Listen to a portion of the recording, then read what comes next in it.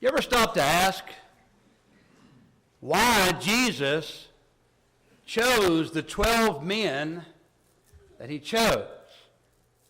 Eventually these men would be accused of turning the first century world upside down, and indeed, in many regards they did.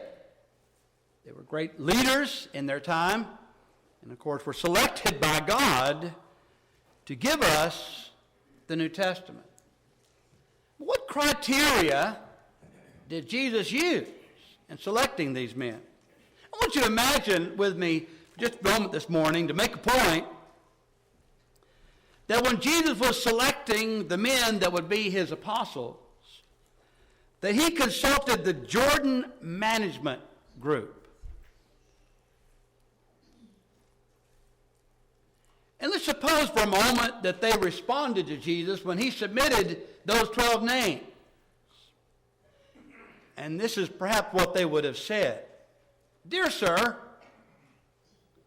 thank you for submitting the resumes of the 12 men you have picked for managerial positions in your new organization. All of them have now taken our battery of tests. We've not only run the results through our computer, but also arranged personal interviews for each of them with our psychologist and vocational aptitude consultant. The profile test of all tests are included, and you will want to study each of them carefully. As part of our service, we make some general comments for your guidance, much as an auditor will include some general statements. This is given as a result of staff consultation and comes without any additional fee. It is the staff's opinion that most of your nominees are lacking in background, education, and vocational aptitude for the type of enterprise you are undertaking. They do not have the team concept. We would recommend that you continue your search for persons of experience in managerial ability and proven capability. Simon Peter, for example, is emotionally unstable and given to fits of temper. Andrew has absolutely no qualities of leadership. The two brothers, James and John, the sons of Zebedee, place personal interest above company loyalty. Thomas demonstrates a questioning attitude that would tend to undermine morale. We feel that it is our duty to tell you that Matthew had been blacklisted by the Greater Jerusalem Better Business Bureau. James, the son of Alphaeus, and Thaddeus definitely have radical leanings, and they both registered a high score on the manic-depressive scale.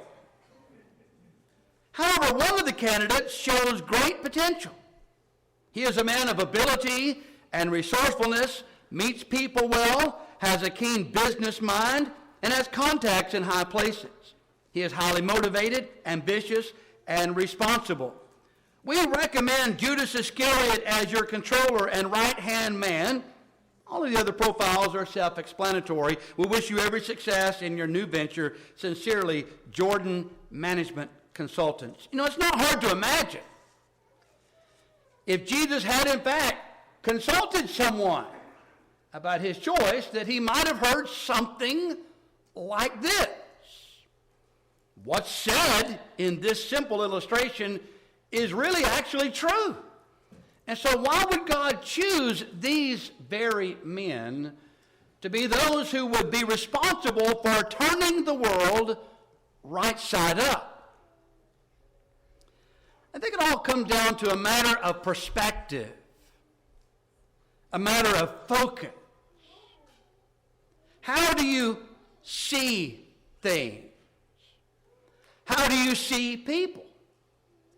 How do you gauge where we are, for example, as a congregation of God's people?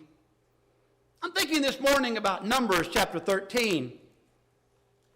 You know, it was an amazing time. It really was an exciting time in Israel's history. God had delivered his people from centuries of oppression from the Egyptians, and with a mighty outstretched arm. When they came to the Red Sea, you remember the Egyptians pursued them yet again, and God actually opened the mouth of the sea, and Israel was able to cross on dry land. And when the Egyptian army decided to pursue after them, God allowed the water to collapse upon them and destroy them. And so God saved Israel more than once. And Israel saw this. When Israel was thirsty, God allowed water to flow from a rock. When Israel needed guidance, God gave them a glorious law. Had spent about a year at the foot of Mount Sinai, forming this ragtag group of slaves into a mighty nation of people. Now they are prepared to go to the land of promise that God had foretold to Abraham, Isaac, and Jacob, that these children would in fact receive after serving as slaves in a foreign land. So here they are, prepared to go and possess what God promised them. Moses dispatched 12 spies. They came back after 40 days. And this is what they said, and I'm paraphrasing, it is a land flowing with milk and honey. It's everything you've heard about. But here's the problem. The cities are well fortified. And the inhabitants of those cities are big people. In fact, we're just grasshoppers in their sight. There's no way we can ever be able to overcome the inhabitants of this land. Because Israel was incapable, from a lack of faith, to recognize what God had already done for them. And to recognize, as Moses and Joshua and Caleb reasoned with them, that we are well able to do this with God's help, because they would not listen. Because they would not see the mighty hand of God. Saw only the giants in the land and the fortified cities. 40 long, miserable years they wandered, until that entire generation died. The reason they suffered so is because they were not seeing things clearly. The way we see things, the way we interpret things, can mean the difference in life or death, success or failure, heaven or hell. It all depends on the way we see things. In 1 Samuel 17, David came into the camp of Israel, and as he was approaching his brothers, he hears the Philistine champion cursing the God of Israel and cursing the army of Israel. And David wants to know, who's this uncircumcised Philistine that he should defy the armies of the living God? And all those men of Israel that were standing quaking in their sandals, had been for some time, scolded David, told him to go back home and tend to those sheep because that's where he belonged. And those men were saying to David, this man is so large, so big, there's no way we can do anything about it. And David looked at them and in essence said, he's so big, I can't miss. You know, the way we see things determines the difference in life or death, success or failure. I submit to you that sometimes our focus, our vision is blurred. I'd heard for some time growing up that when you hit 40, something happens to your vision. And I'd always had such good vision. I didn't believe it. I thought, I can see anything long distance or close up. I don't have any trouble. I never did. And literally, they sang happy birthday. I blew up the candles on my 40th birthday. And I missed because I couldn't see the candles clearly. I thought, why? What's wrong with my eyes? And I began reading things like this.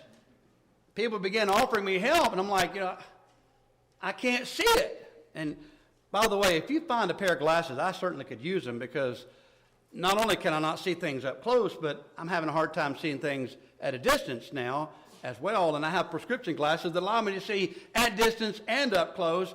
And I really need those things because these are like broken and not really all that effective. But you understand what I'm saying? When you get to a certain age and the older you get, the worse it gets.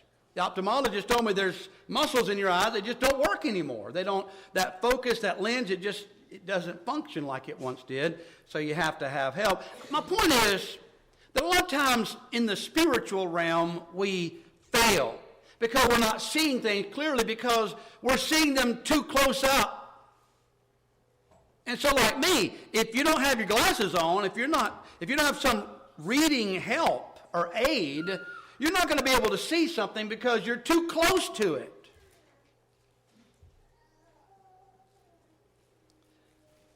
One of the greatest failures we have as children of God is that we get too close to the world and it blurs our vision. John said, "Love not the world, neither the things that are in the world. For all that is in the world, the lust of the flesh, the lust of the eyes, the pride of life, is not of the Father, but of the world. And the world passes away, and the lust thereof, but he that does the will of the Father abides forever." 1 John 2, verses 15 to 17. So John's making a very simple point. Don't be enamored with, don't be carried away with, don't fall in love with the things of the world. Many times we fail spiritually because we're seeing stuff.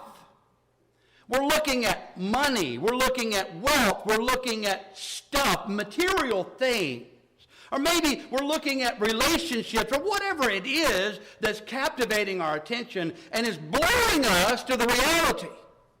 And I'll say more about the reality in just a moment. But sometimes we don't see things because we're too close. Another reason we don't see things, and this is a problem that I'm beginning to have. I know Regina's had this problem for some time. You can't see things at a distance. They're blurry. So when you're driving and you can't read the road signs, you have to get closer or whatever, or you have to wear glasses because you can't see at a distance. Sometimes our vision is blurred because we're too far away.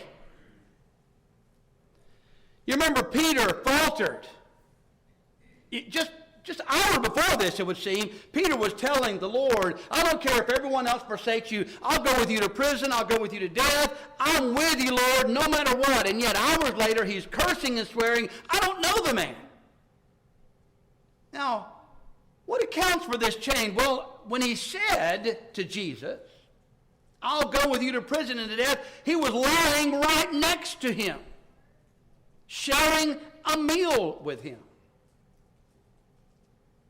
But when Peter is cursing and swearing, it's because Peter was following a great way off.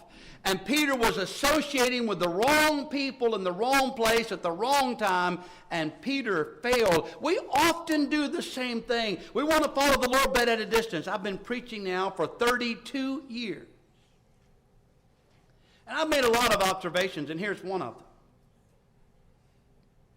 You see people that are baptized into Christ, they obey the gospel, and they begin coming to church, and they're active and they're faithful for a while. They're here at all the services on Sunday. They're here for Wednesday night. They come to special services, gospel meetings. I mean, the doors are open. They're here. They're excited. They want to be a part of it. But then one day, they're not here on Wednesday night. You wonder where they are. And they're not here for the second service on Sunday. And then you start missing Bible class on Sunday. And then you only see them on Sunday morning, one service. And then you see them every other week, and then you see them maybe once a month, and then you don't see them at all. It's just a trend. Now, which comes first, the chicken or the egg? And I've often debated this in my own mind. Do they start drifting further away because they're drifting further away, or is it that the further away they get, the harder it is to get them back? I mean, well, both are true. Sometimes we're discouraged over whatever. You fill in that blank. Whatever it is that hinders you or discourages you, so you miss a service or two, and then you miss 3 or 4, and then you continue to start missing and missing and missing, and then before you know it, you just really don't see any reason to go back. You see no need to go back, and all you can think about are all the faults and failures and shortcomings of the church, and yeah, I'm better than them anyway, so you start, your whole mindset changes. I've seen it happen hundreds and hundreds of times, unfortunately. The further away from Bible study and from worship and related activities in the church we get, the more difficult it is to see things clearly. And sometimes we're not able to see things clearly because we're in a hurry.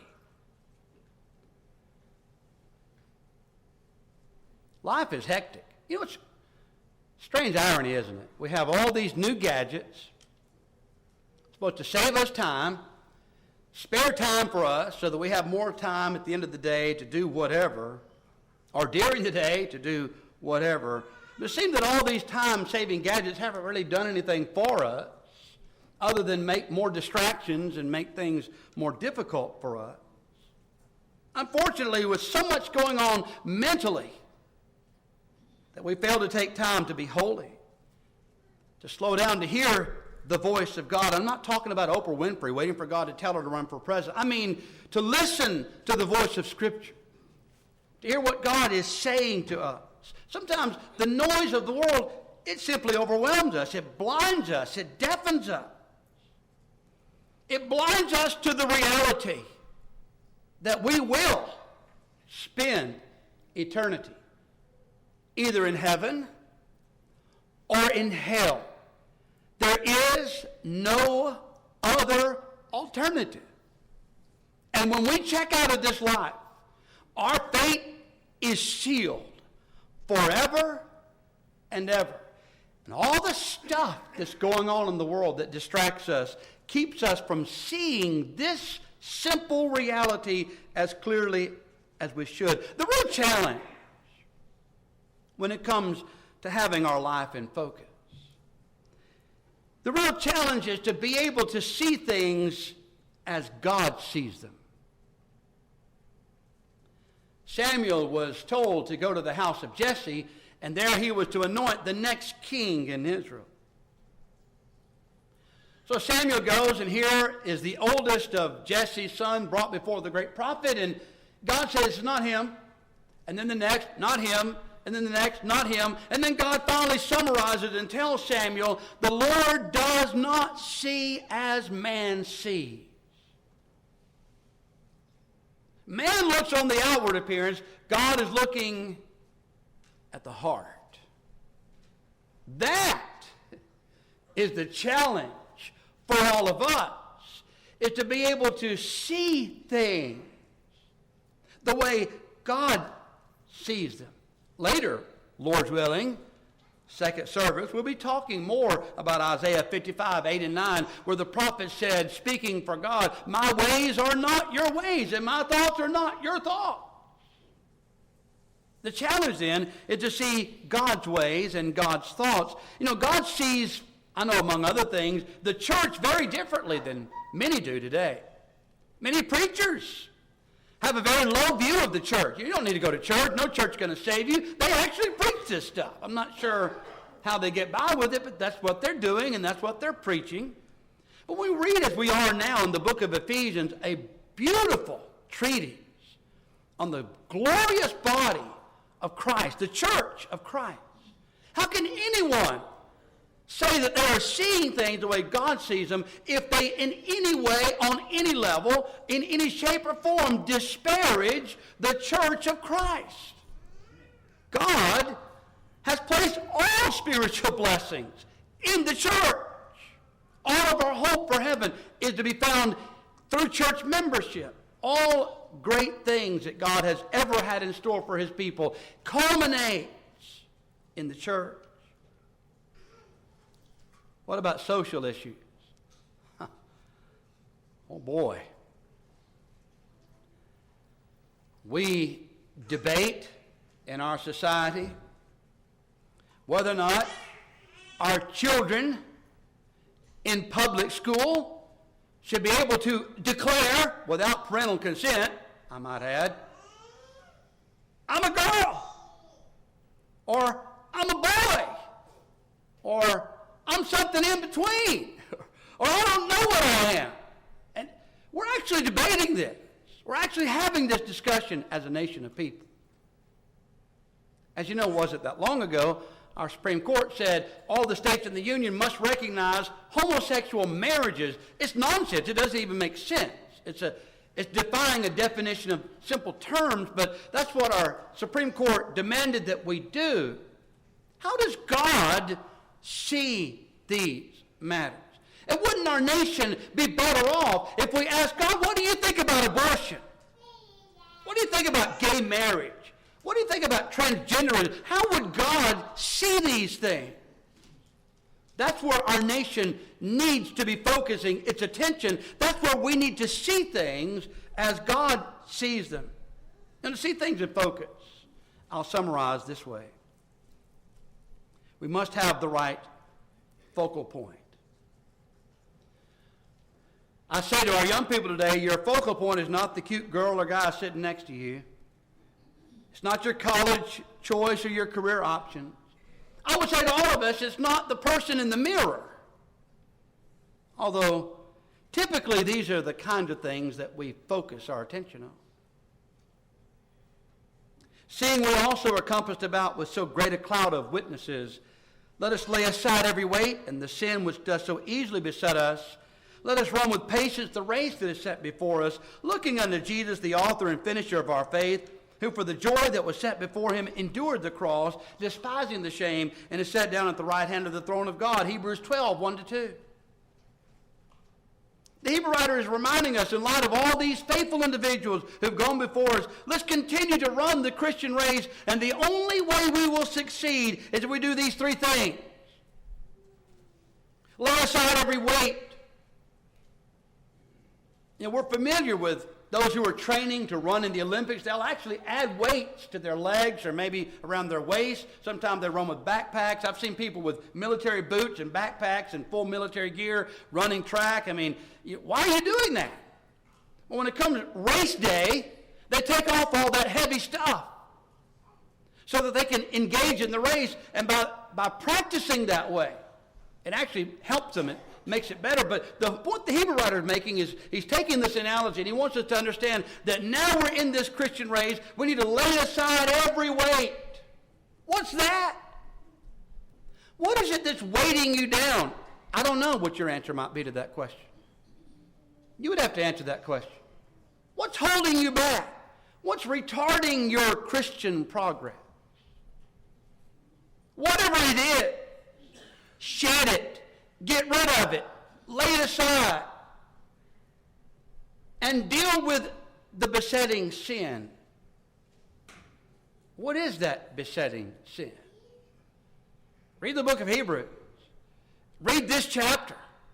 The besetting sin is a lack of faith. It's the same sin that Israel had when they came to the land of Canaan. And they were instructed to go over and conquer the inhabitants of the land. We're not able to do it. They lacked faith in God. It was the besetting sin. It forced them to wander for 40 years. The same thing is true of us. We have this besetting sin. It's a lack of, or a weakened faith. Our faith is not what it ought to be. How do we get our faith where it needs to be? Looking unto Jesus.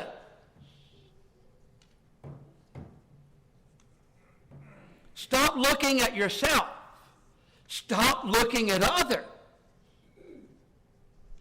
And start focusing your attention on Jesus. In my humble opinion, we spend far too much time focusing on ourselves and each other, and not nearly enough time focusing on the Lord. He's our focal point. Matthew chapter 14, verse 22. Jesus made his disciples get into the boat, go before him to the other side while he sent the multitudes away.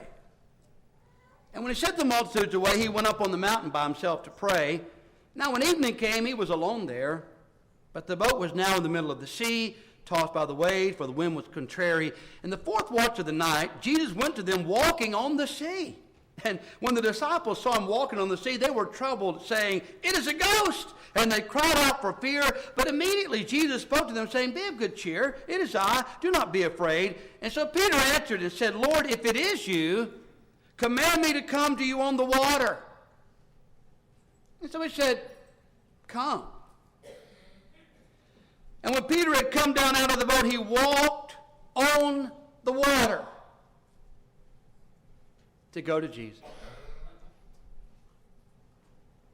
But when he saw that the wind was boisterous, he was afraid, beginning to sink. He cried out, saying, "Lord, save me." And immediately Jesus stretched out his hand and caught him and said to him, "O you of little faith, why did you doubt?" When they got into the boat, the wind ceased. They were both in the boat and came and worshipped him. Rather, those in the boat came and worshipped him, saying, "Truly, you are the Son of God." Can you imagine how it felt to step out of the boat and plant your feet on water? I wonder what that would feel like. Peter experienced that. That's an extraordinary thing. I want you to think about that for a moment. As long as Jesus was his focal point, Peter was able to do extraordinary things. But when Peter took his focus off of the Lord, he began to sink. I submit to you, as long as this congregation focuses on the Lord, we will do extraordinary things. If we take our eyes off of the Lord and focus on the storm around us, we too will sink. Amen. Aren't you thankful? Aren't you grateful that when Peter cried out, "Lord, save me," the Lord didn't mock him and say, "Ha, you should have listened to me, Peter. Should have taken your eyes off me, Peter." He lovingly reaches down and grasps hold of him and lifts him up yet again. He'll do the same for us. However many times we stumble and falter, Lord, save us. Lord, save me. I pray that all of us today have our focus where it should be, and that we are concentrating and allowing the Lord to be our focal point so that we can see clearly how to progress. Are you subject to heaven's invitation? Can we assist you in any way? If so, please make that need known while together we stand as we sing.